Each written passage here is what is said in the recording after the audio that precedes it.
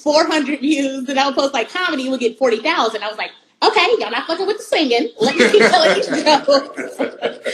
Like, look, when the Lord leads you to what the people want, you better focus on what the people want. You know, right? But that's also putting your ego to the side. For sure, it was like, and I didn't feel like I was selling myself short because I was still being myself, and I loved it. Loved making people laugh. Loved being funny. So I'm like, you know what? This is working. Let me focus on this for a little bit. And once this grows, after I water this, plant this seed, you know, I can do whatever else I want to do, which I'm doing now. And now even my freestyles do the same amount of numbers as my comedy videos. They're neck and neck. People still respect me as a rapper. I do more rapping now, but even melodic stuff, I love music. I love harmonies. That's the girl group side of me. So, but I ain't no Jill Scott. Don't give me no mic, sit me on the stool and expect me to blow the crowd away. I know my language. I need a little bit of auto-tune, a little bit of melodyne, and we gonna do what it's also being able to, you know what I'm saying, understand, like you said, put your ego aside and recognize what you really have to offer. And so I think what people have told you, by buying into you, is that you do have something special to offer. Yeah. And now it's all connecting. Yeah. You know what I'm saying? To where, like, you're in a really good space to where whatever you give them, they're like, b.simone doing it? Okay, I'm with it. Man, I'm so blessed. I feel like God has so much favor over what I'm doing. And I feel like I'm the happiest because I've branded myself. It's not, and that's why I always say I want to be the female Jamie Foxx. Female Jamie Foxx. When you think of Jamie Foxx, you're not just like, oh, he's funny. He wasn't funny in Ray. He was a fucking phenomenal actor. It wasn't comedy. Right. Oh, Jamie Foxx, he could just sing. No, his stand-up is great. You look at him as this triple threat, and whatever he gives us, he accepts it because he dominates everything he does. And I'm gonna be the first female to do that. There's not one female black comic that has been dominated stand-up, that's had a #1 record on the charts, that's almost got an Oscar for a movie or been in the... Man, come on. B.simone is going to be the first to do that. And I can't wait to break history with that. Yeah, no. I mean, listen, I think this was when I was putting up the post, like, I felt like I was selling you short by all the things that you do and that you actually accomplished. You know what I mean? Like, it's one thing for people to do things, but it's it's another thing for people to be actually successful at it. Yeah. And your slashes, I was like, shit, okay, it's gonna be too many at this point. I'm just call her boss. I just call her boss. She a boss. Okay. Thank you. Yeah, because the flip side of all that is like you do all those things in entertainment and then you enter this beauty space. Yeah, man. And that's just a whole nother world. Like, it's a whole nother world. Jamie Foxx ain't selling no goddamn lipstick.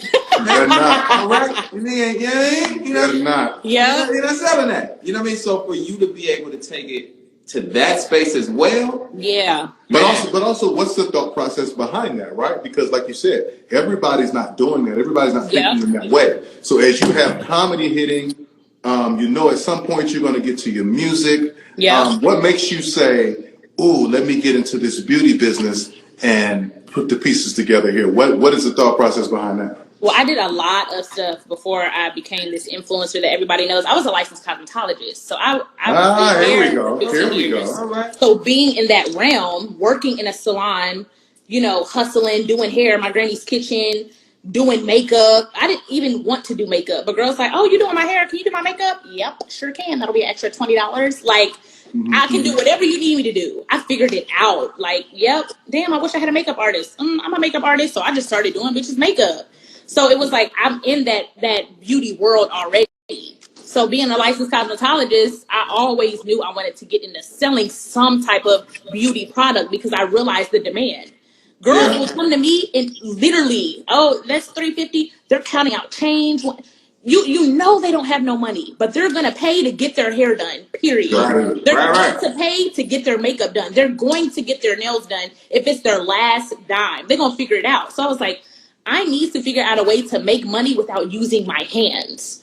If I'm asleep, I can't make money because I can only physically do hair. But if I'm asleep and I sell the hair, if I'm asleep and I sell the flat iron, if I'm asleep, I can make money while they're on my website shopping. Yeah. So you got bundles, is what you're saying. You got some bundles. B.simone bundles coming soon. We ain't even dropped that yet.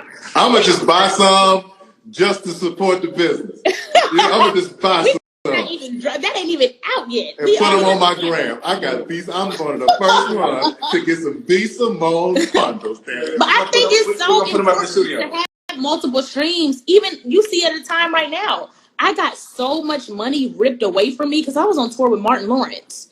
That tour was ended so quick. Yeah. I was like, whoa. Like, I was expecting that bag gone. You That's know, a bar. I don't want you to skip past that bar you just said. I was on tour with Martin Lawrence. Stop. If you could just give us it's a bar. a brief moment of how that felt and feels to even be able to say that. If you could just give us that before we move on. Especially somebody who just like you said, you didn't start off as a comedian at all. And now you're on tour with Martin Lawrence. You know, Tank, you know, which I didn't even know you did stand up. It is the scariest, most fulfilling job out there. It's like, yo, stand up I don't even want to say it's a fear anymore. I don't like using that word, a fear, but it's the most nerve-wracking thing I do. Stand up is so difficult. I did the show with Martin in Atlanta. We did Indianapolis, and man, I had a panic attack. It was my first panic attack ever. And I'm so open with my followers. I like to speak on these. I like to speak on the trials and the triumphs. So y'all know, like, we're human. We go through normal shit too. I had a panic attack before I went on stage with Martin. Fear. You know, you let the enemy get in your head and make you think you're not good enough. You're not funny. What if they don't laugh? What if you bomb? Woo, Lord.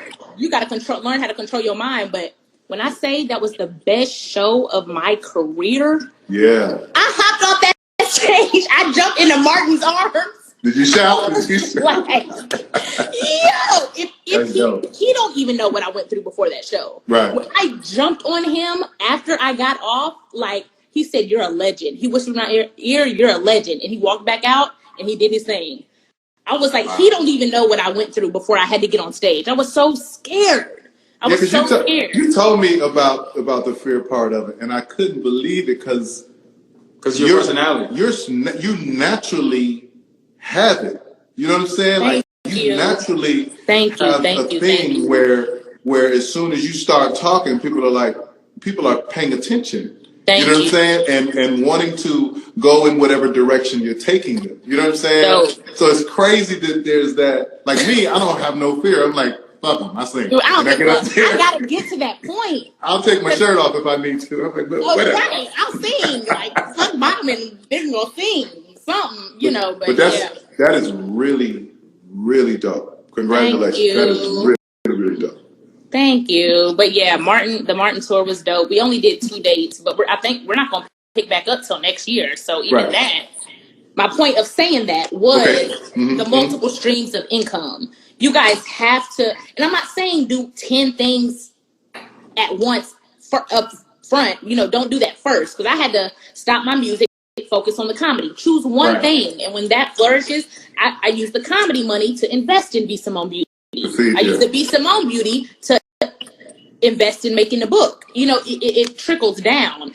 But focus on one thing first, let that flourish, and then your multiple streams of income will help you in times like this when I can't go on the road. What if I was only a stand-up comic? I'd be fucked, you know? So yeah. No, it's tough. It's tough, and it's been funny watching people who are, you know, haven't moved into the social media space heavy yet, and then trying to get into it. As far as like you said, like comedians or even artists that were just never those type of artists. Yep. It's like it's a weird thing that's happening. But I mean, I think it's cool because it's giving people a chance to really get to know these artists and these comedians and different things. But I think they're also realizing how hard it is to make someone laugh in 15 seconds or 30 seconds or a minute or whatever you know, that space is.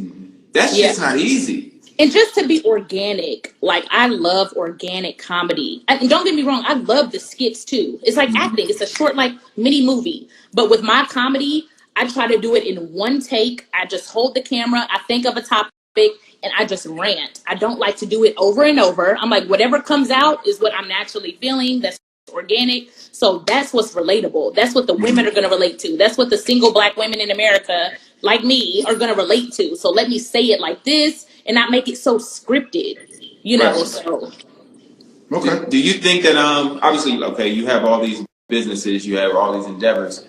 How do you have, or do you have a life? Just on a personal level. Oh, did we lose it? Her Teddy Wi-Fi done kicked in. am I There back? you There Am you I go. back? Am go. I back? You back. Okay. The Teddy Wi-Fi tried to stop you, but you back. What was you So gonna say? Do I did have you? what? No, I'm saying like within doing all of these great things that you're doing. Yeah. Do you find time to have a life, or have you said like, you know what, I'm going to live a regular life, or move into that space once I get to a point? I think I say once I get to a point, but once I get to a point, I want to get to the next You point. don't want another point. It's always a point. You get what I'm Yeah. saying? It's like, you set these goals and reach these goals, and then you're so hungry for the next goal.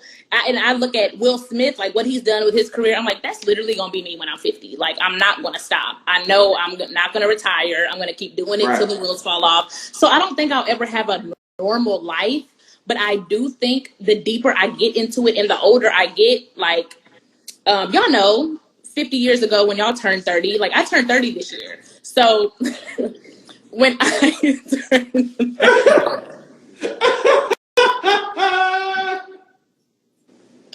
I'm sorry. So yeah, when y'all were in y'all 30s, like a light bulb switches and you just mature and you want more life. I'm sorry. Anyways, I'm like, you're 85. You've been through this. No, Listen, but I'm I don't popping for think I'm 85. ever gonna calm down. So yeah. Yeah, you're never gonna calm down. I know this about you. No, it's fun. Our lives aren't normal, and we just have to accept it. And it's just, God chose us, so this is just what it is till we gone. All right, so let's shift gears a little bit. Let's just get into b.simone music. Period. Yes. What is the goal of b.simone music, and what are your starting points? You sing? Do you write? I write, and it's You so write? crazy that we're Okay. having this conversation now. I'm actually in Orlando with my writer, so I work with writers. I'm super open about it. I love him. He's so dope, so talented. Derek Milano. I like, everybody in the industry knows him, but I'm in Orlando working right now on my project. So I want to put out a project, and I put out projects before, music before, but I've never really honed in and found my super sound, because I like everything. I want to rap, I want to do this, but it's like trying to find that sound, and you can only find that when you're working and you stay in the studio. Yeah. And I haven't really been doing that, being on the road, doing comedy, doing beauty, running a company. I've never been a CEO before. I didn't know how to hire employees and not employees, but my team, and Have you had to fire somebody yet? yes. That shit tough, huh? What? I'm so emotional, and my manager is like, you cannot keep hiring people and thinking they're your besties. You have to be. I'm so like, come over, let's do dinner, or oh, take off, or oh, you're late. She's like, girl, your business is gonna go to shit after Right. that. I'm such a sweetheart, so understanding, but now I'm like, hell no, like, nope. Like 3 strikes, you're out. Like, we go by the book, so, and that's just how you keep your business afloat. But yeah, back to my music. I'm working on a project now, so I feel like I'm finding my sound. I love melodic trap, so I like the urban vibe of like the trap songs and rapping, but I love melodies too. So it's gonna be some singing here and there. I'm probably gonna put out 2 separate projects, one that's more singy and one that's like, more ratchet. What would you say would be, or who would you say would be your musical inspiration? Damn, man. Of course, but my favorite artists of all time, my 2 favorite artists is Drake and Beyonce. They're just Drake, to me, lyrically, his storytelling, like as he's telling the story, you imagine every move in your head. It's like he evokes so much emotion lyrically. And Beyonce, she's just all around. She's Beyonce. I don't have to explain that. Yeah. So those are the 2 people I look up to the most in the game. But I wouldn't say like musically inspiration, I sound like them or anything. I'm more urban, trap, kind of with what's current, but that's why I like to use a lot of melodies, harmonies, and still sing, because I love 2000s music. I love Ashanti. I love Maya. I love that vibe, that era. Shout out to Ashanti and Maya. Oh my God. Like, that's what I grew up on. You know, that type of music. So it's like, I don't want to let go of the melodic singing stuff either. But like I said, y'all, I know my lane, okay? So when you're like, oh, you see something. No, bitch. Where's the auto-tune? Because I know my lane. Are you just going to ask for the auto-tune off the rip? Like, where is it? Oh, where is it? A plus minor, melandine, what chromatics, bitch?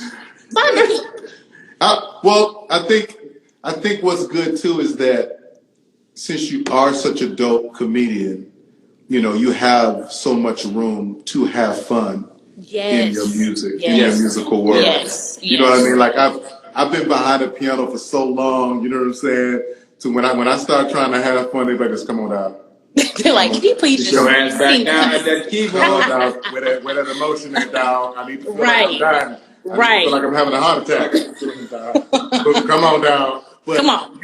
You've given yourself so much room, you know what I mean, to have fun, but also since you wear who you are as a human being on your shoulder, and you show that, you also have a lot of room to be emotional as well. So I think it's gonna be a really dope journey. Yeah. You trying to figure out, or you understanding when the people talk back to you what your thing is, because you may end up having many things. Right. Right. You know, and the people will let you know what they like. Absolutely. But so far, you haven't been in the box. And so you may be approaching a space in music where you may be able to live the same way. Yeah. No rules. That's so dope. I love that. That's and I think that's where music is going. Everybody's doing everything. You want to sing, you want to rap, you want to, it's like that's why it's important for people to fall in love with the person. You know, it's not like back in the day when you had to be so secretive and you had to be like so, you know, hi, I'm so and so. I sing. No, people want to know you. Like, how do I relate to this girl? How has her story related to mine? What has she been through? They want to know you're human. They want to feel like they're your bestie. So I love that about this generation, just being open, the social media era, you know, just being so open with who you are. And the good thing about, you know, everything you're saying too is that I also rap. So the problem. I've never heard you rap. MC Hurricane. So what happens is that I was originally MC Hurricane. Wait, you can see the way that my son and his daughter are looking. And then I started singing. You can see their faces. I'm like, hold on, because all the way up until 10th grade, I was a battle rapper. I was a freestyle battle rapper. Man. Okay. So all that to say is that although I'm being boxed in right now, he's trying to get a feature on your album by certain people. If you ever want to let me out of that box, the nigga want a feature. If we already submitted it, it's already turned in. But on the next one, we already turned it. Oh, like bitch, you not even she catching on fast. She catching on fast to the lingo. That's it. Yeah. You know what we done with this one, but the next go round, I got you. I'm gonna keep you in mind. So we have this part of our show. Mm-hmm.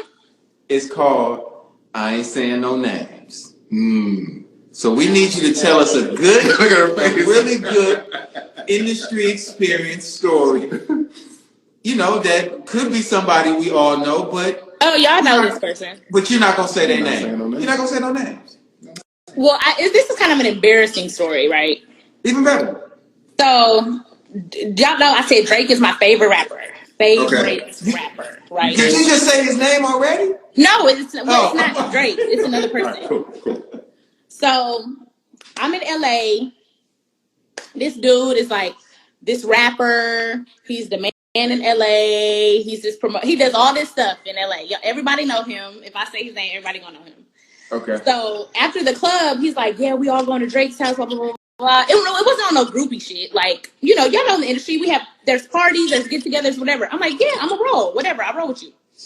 I was like, yeah, I met him before. I'm sure he knows who I am, whatever. He's like, oh, you know Drake? I'm like, no, I didn't say I knew Drake. I said, I've met him before. The industry is small. I'm sure he knows who b.simone is, whatever. He's like, oh, you think you know Drake? Like this, he just goes off. Like this bitch trying to stunt. Okay, so we get to Drake's house. This nigga pulls me out the car, walks me through this mansion, through all these people, this house party, and takes me right to Drake and goes, "Hey, boss, you know her?" Drake goes, "Nah, I don't know her."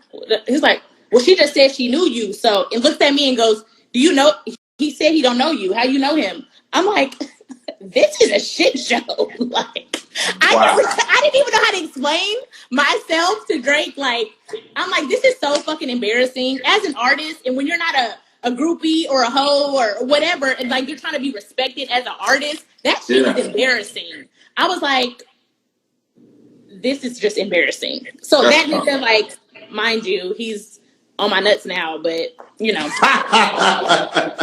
he's an asshole, and I do not fuck with him, and I don't fuck with him. Well, we not saying no names. I damn near want to say it like, fuck you. That was like years ago when the Drake was with Jazz Prince and all those rap a lot, you know, back in the Houston era. So I was young and embarrassed. Oh. But Well, now I'm like, nigga, you are b.simone now. Yeah. And I wish a motherfucker would say he don't know. You to the fire. Y'all better act like y'all know. All right, so it's like about 50 questions right here. Oh, let's do it. Yeah, we know you got to roll out in a minute because you know you're doing big business and you're working on that next album that you're not putting him on. And see the other one you're not putting him on. For sure. So get your friend. We'll do like 3 or 4 questions. Okay, let's do it. Hurricane. Stop whispering that. I'm having nightmares. Hey,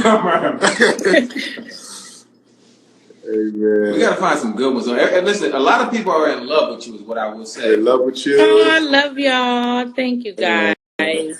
Yeah, a lot of people are in love. Oh, y'all keep me going. Seriously. Oh, here's a good one. What's your biggest regret? Oh, my biggest regrets. You know what I would say? Well, it's not really a regret. My biggest regret. I don't really have a regret. I don't think I have any regrets. No. You take it all? I don't want to be cliche, like, you know, everything was a lesson. But, like, of course, I've been through stuff that was like, fuck. But I really don't regret. Look, one of my biggest regrets is probably one of these niggas I done fucked with. That's probably one of my biggest regrets. I just can't think of them. So you don't regret telling a nigga that you knew Drake? That is a regret. Yes. Goddamn. I should have just shut the fuck up. Yeah, one of my regrets is probably one of my exes or something. Like, ugh. You know how you just look at somebody you talk to like, geez. Hey, listen, how did I do that? Listen, I follow you on the gram, so I see when you be going in on them. I'll be like, oh man. So you that girlfriend that's so one of my regrets is probably one of my exes. My exes. You done went from 50 questions to 100 questions. Jeez. Come on, what y'all want to know? They want to know. Somebody trying to put a name to it. Oh yeah, people definitely trying to put the name to your story. Here's one. One thing you would tell the younger you if you could go back in time. The younger, you know what? Fear is an illusion. Like, getting out of your mind. Most of the time, what you're scared of is never going to happen anyway. We go into these situations and we pre-plan, and then you go through it and you're like, what was I so scared of? Like, stop being fearful. Stop being fearful. Like, don't be scared. Don't be scared. I would tell the younger self, just go for it. And I usually do go for it, but I got to have a pep talk. I be in the mirror like Rocky. It's just too much. Come on, champ. Yes. Say it to yourself. Come on, yes. champ. Let's go. Too much. Yeah, fear is just an illusion. It's not real. Don't be scared of anything. Are they giving you compliments? You are the best. They're Thank wilding out. you. Of I course. love y'all. Multi-dreamers. How did you become a millionaire? Um, I don't know. What do you think about that one? Is that a good question? Yeah, why not? Okay. Why not? What's the worst thing you've ever done? And listen, I already know you didn't keep. You got the I didn't keep the nigga car look on your face. I know No. that nigga done got keys. At least one. At The least one. Or worst sluggard. thing. A Louisville sluggard. I'm not really like a bad person. I'm not gonna say I'm not really like I'm not a fucking bad person. So I haven't done like anything like super, super bad. I mean, You cut up a nigga clothes? no, I never put up a nigga's clothes. Okay, so what's the worst thing? What's the worst thing you've done? They don't have to be a relationship, but you just feel like it's just the worst thing that you may have done. You could have done it better. Okay, so I mean, is getting a nigga jumped bad? If he needed it, I mean, if he needed it, you know, amen. If he needed to be touched, amen. How many niggas? How many niggas? That's not. I mean, that I was young. Did they put him in the hospital? How many niggas jumped him? Or did they just touch him up a little bit and just He probably should have went to the hospital, but his pride made him go home. Did they yell your name? No. I was young. I would never do that in my right mind. I mean, now he's just gang. That's probably the worst thing I ever did. They put him in the b.simone gang. They jumped him in. He gang now. He gang now. She said, "This Like, person just that's yeah for a bad thing." Yeah. That's possible. Hold on. So with the music, are you Oh. are you going? You want to go independent? You know, because that's the biggest thing now. Do you want to go independent, or do you want to you want to shoot for a major deal? I mean, I definitely think the machine behind you is always an end goal when you're ready and when they're ready to focus on you. So, you know, we see artists every day, they get signed, and it's like being signed doesn't mean anything. Are you ready? Is the music ready? Is the team? Everything has to align. So I'm open for any situation if it's the right time, and you know, I'm going to be a main focus. But right now, I can do a lot independent. Yeah, because I think for you, the situation is so different, right? I think you would come in, you know, as industry veterans. I think that you would come in as a priority. Yeah. And if you can come into a major label as a priority, your path is a lot different. It's a lot different, and you can actually structure your deal so that it still is independent as far as the money wise, but you're getting a major label push. Got you. Right. You know what I'm saying? Right. Like, so it's ways around it. Yeah.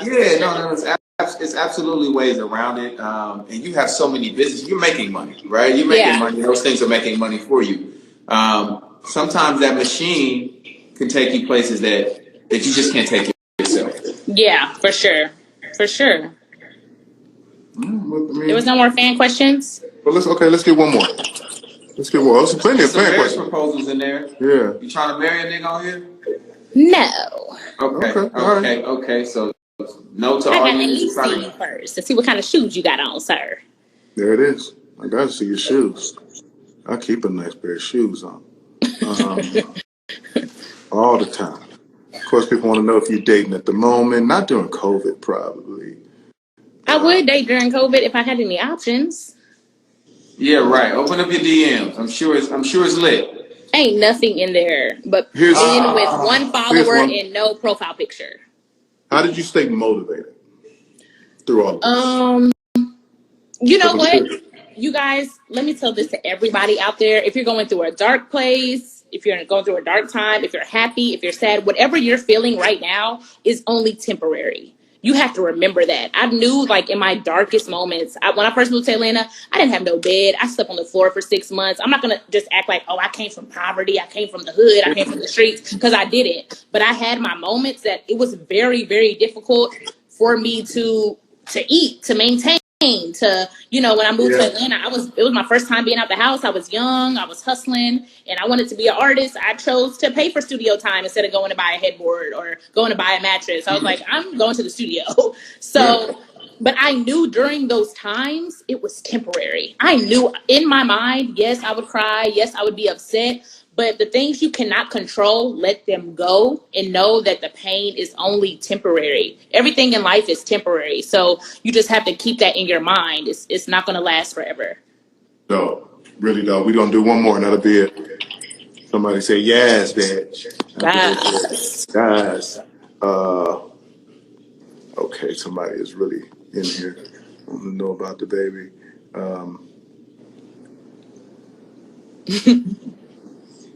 It's like 80 questions about you and the baby. It's hilarious. What do they want to know? They want to know if you dating, do you like the baby? And some people just put the baby. They ain't even ask no questions.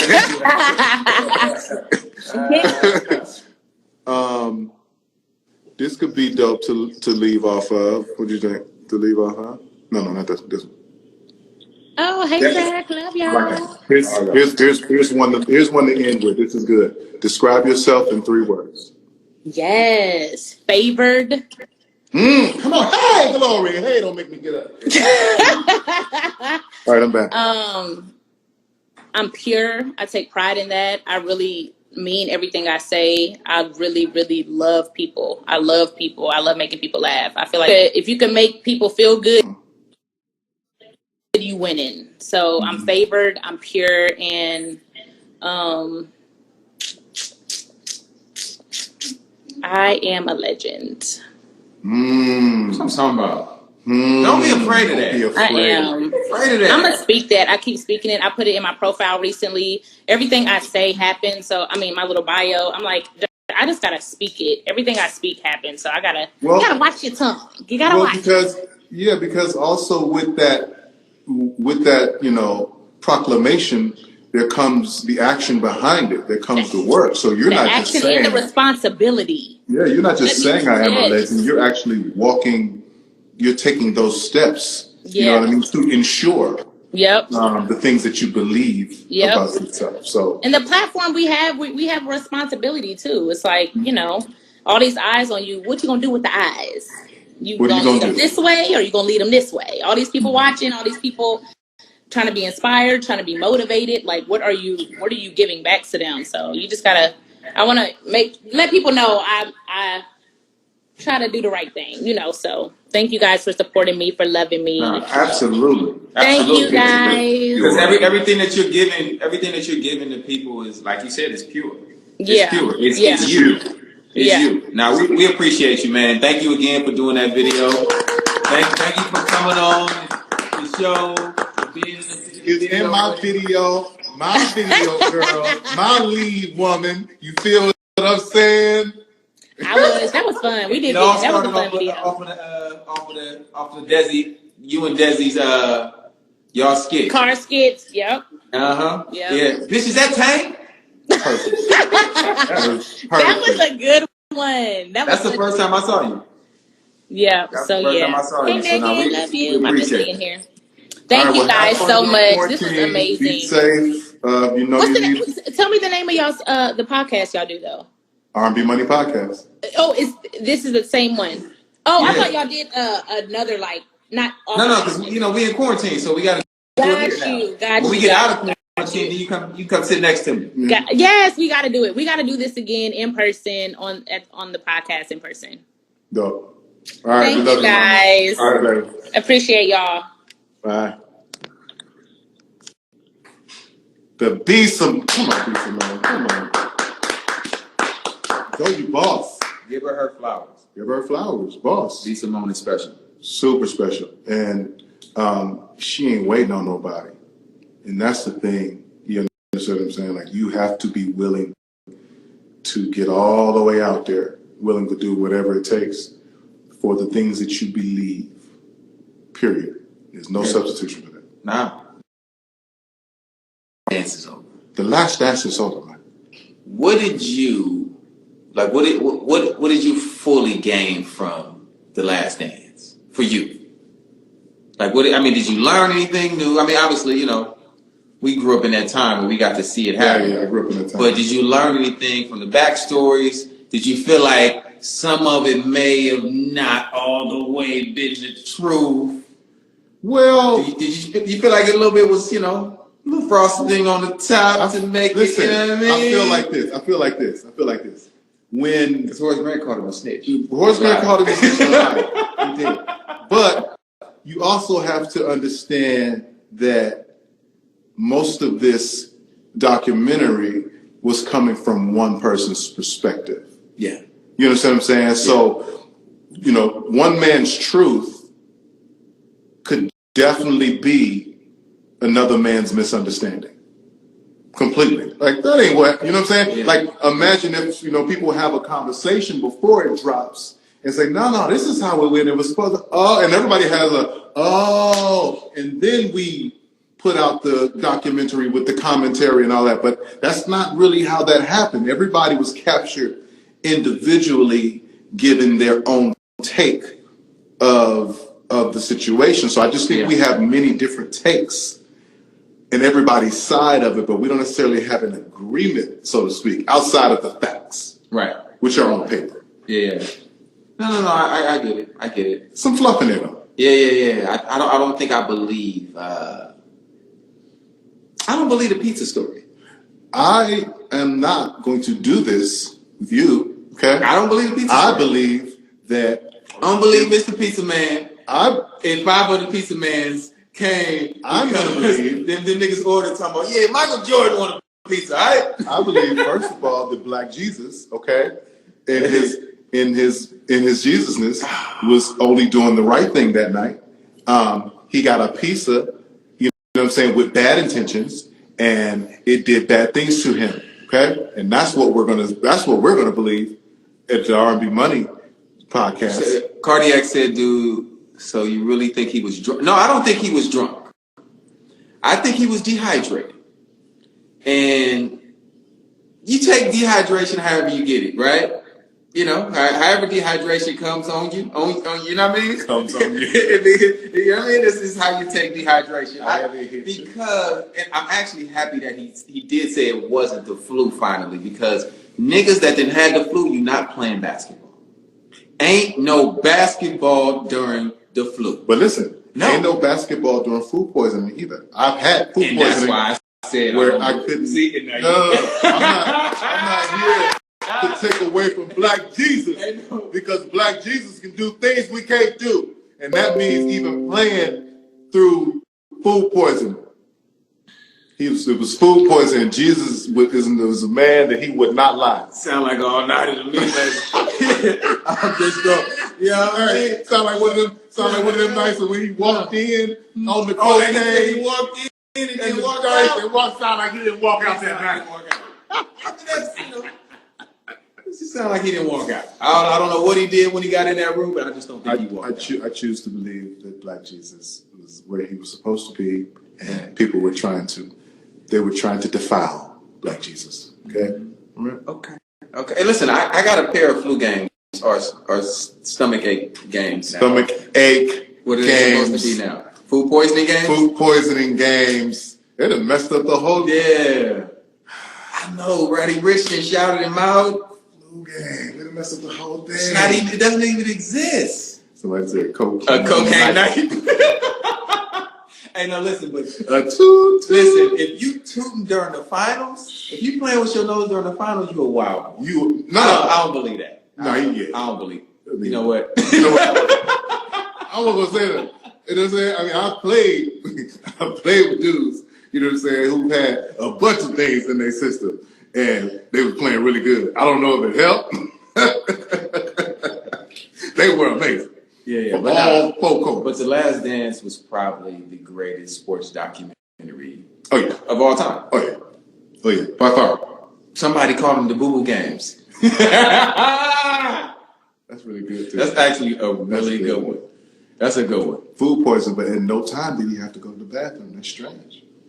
That's tricky. Because when I had food poisoning, every time I've had food poisoning, both ends. Listen, shout out to the man for being great. Shout out to Michael Jordan for being the cornerstone, one of the cornerstones of basketball. And what I can say is, anybody that's an entertainer, athlete, this shows you that if you're great,